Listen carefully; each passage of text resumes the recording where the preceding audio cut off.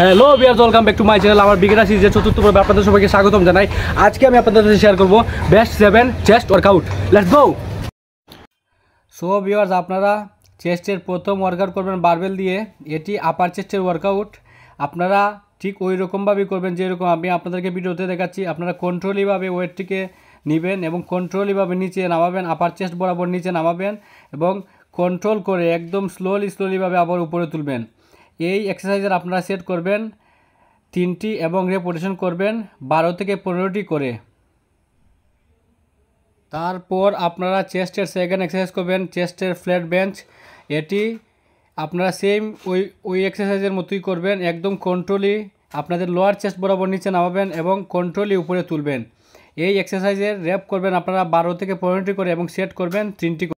তারপর চেস্টের তৃতীয় এক্সারসাইজ করবেন আপনারা লোয়ার চেস্টের এক্সারসাইজ করবেন। এটির জন্য আপনাদেরকে বেঞ্চটিকে একদম নিচে নামিয়ে নেবেন।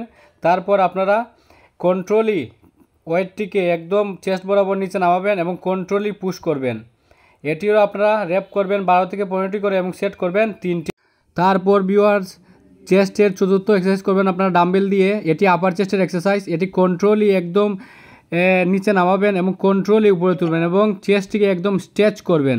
এই এক্সারসাইজের আপনারা র্যাপ করবেন 12 থেকে 15টি করে এবং সেট করবেন 3টি করে।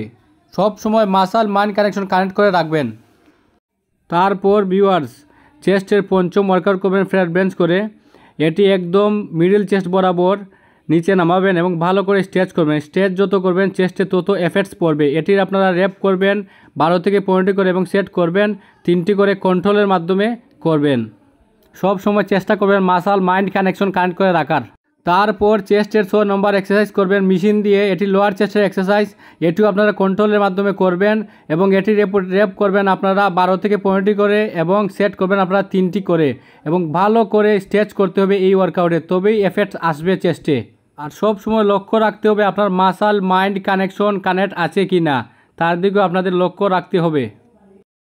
তারপর চেস্টের 7 নম্বর এক্সারসাইজ হলো ডাম্বেল ফ্লাই। এটি অনেক ভালো এক্সারসাইজ। এটি আপনারা কন্ট্রোলের মাধ্যমে করবেন, ভালো করে স্ট্রেচ করবেন এবং ভালো করে পুশ করবেন, যত পারেন পুশ করার চেষ্টা করবেন।